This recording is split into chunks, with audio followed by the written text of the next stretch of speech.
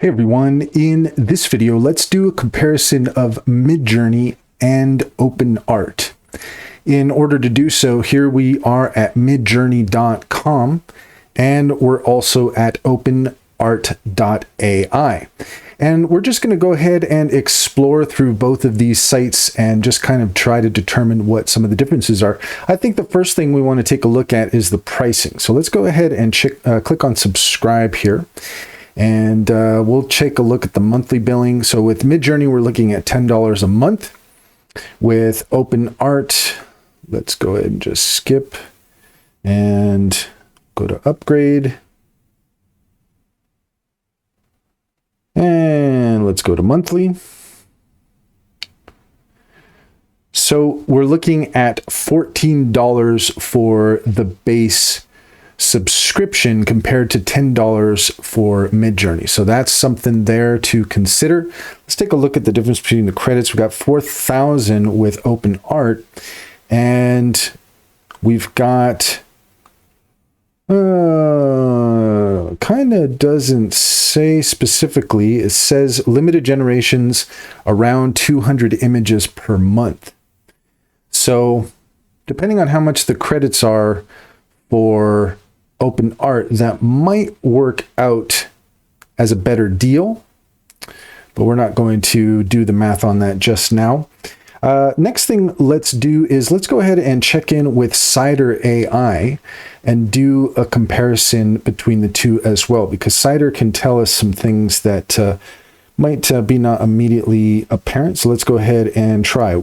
What are the key differences between Midjourney and OpenArt?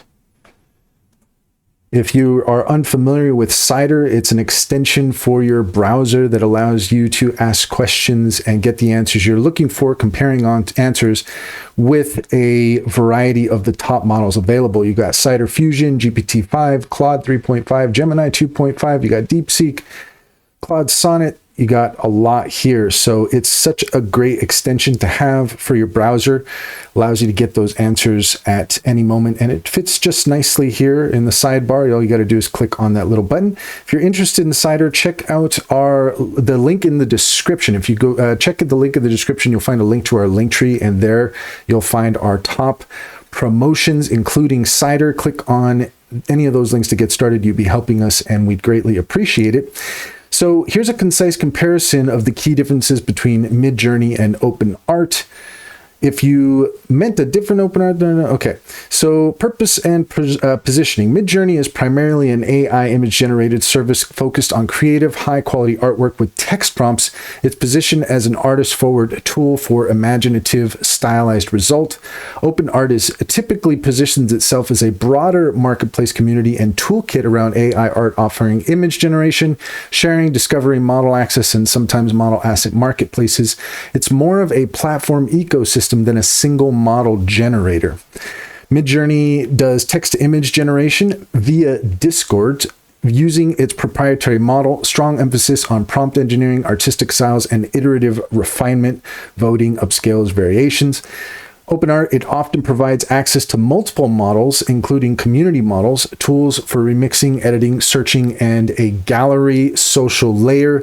May include model hubs, prompt libraries, and download sharing features. The user interface and workflow for the two Midjourney, it operates mainly through Discord. So that's something that's important to note. With buttons for upscales, variations, and rerolls, workflow is chat-driven and collaborative in public channels unless using private servers. OpenArt is a web-based UI with galleries, searches, prompts, templates, and direct generation editing controls. It's typically more conventional, has a more conventional web UX for browsing, saving, and trading assets. So that gives us some idea of some of the key differences between the two of them. Model and output style. Midjourney is known for distinctive, often painterly, cinematic, and highly stylized outputs. It tends to prioritize artistic aesthetics. OpenArt, the output style depends on which models are available and can range from photorealistic to stylized. More variety because it aggregates different models and community checkpoints.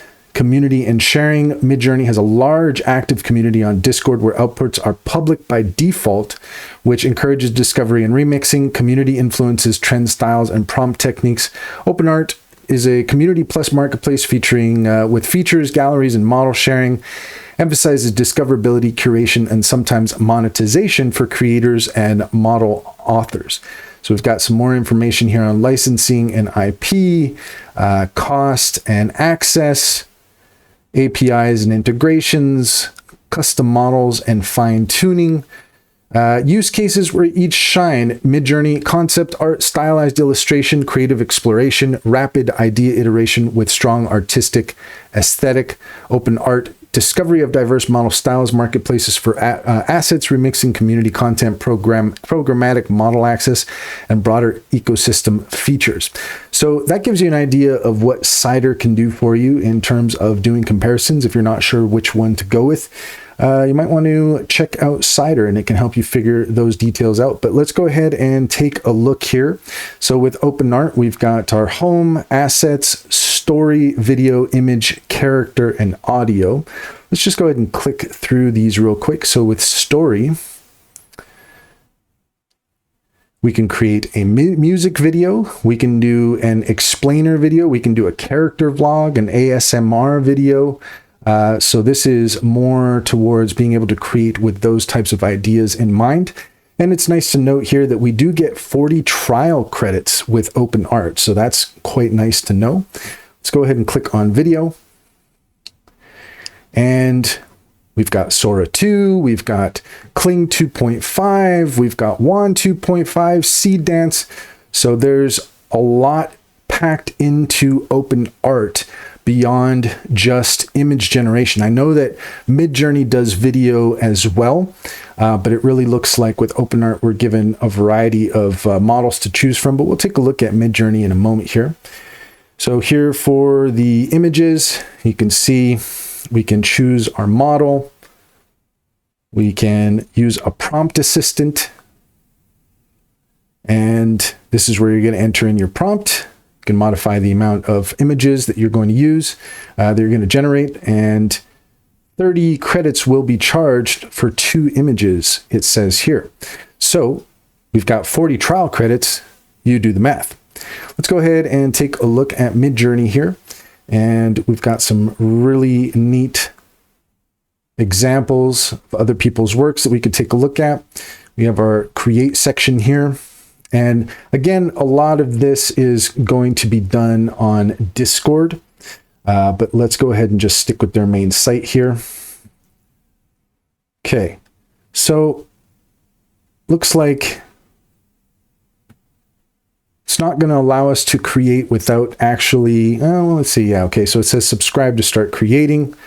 We'll go ahead and just keep going down here. We've got our edit section, edit from URL, edit uploaded images, personalize.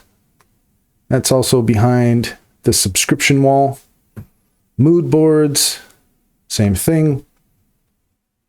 Organize, chat, tasks. Let's check out chat here. Okay, that might be something that, oh, no, there it goes. Okay, so we've got, yeah, some forums here. If you want to join the forums and get into the chats, then you can do that as well. But as we learned there with Midjourney, the majority of what you're going to be doing is going to be through Discord, but you can come here in order to get started. So I would say that just looking at the difference between the two, Midjourney has a reputation for really putting out high quality images, and really is something that is more geared towards an artistic style.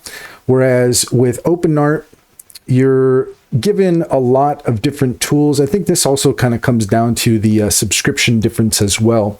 I think with OpenArt, it looks like you are getting quite a bit there. With 4,000 credits, you can do quite a bit, but it also depends on what model you're using for the video, because that might change. So you could see here, Kling 2.5, 100 credits per video generation. So those 4,000 credits, you might go through them pretty quick. So just keep that in mind. And that's all there is to it. If you found this video helpful, please leave a comment and like and subscribe. And don't forget to set your notifications for more helpful tips. Also, if you check out our Discord, we would love to have you there. We're doing a lot of fun stuff. We're offering some free information on AI animation. Put together an AI animation basics course. Come over and check it out. Some of the things that I've learned along the way when it comes to AI animation. Information there is a little bit older, but recently put together an AI music video course, which is a bit more focused in its intent, and it is more highly produced, and we put that on WAP. So if you want to go and throw us a few bucks for that, then that's really going to take you through some of the basics of creating a music video. But the reality is that a lot of the tools that you might use for a music video are applicable across the board. So, but wanted to do something more focused for this one. And we offer services as well. So we have the AI animation training course, AI animation mastery training. So if you're looking for some one-on-one help, then we're offering that for $200, 4 hours of intensive training. We also offer the Suno music mastery training as well. And if you just want us to create the music for you, you want us to create the videos for you, then we also do that.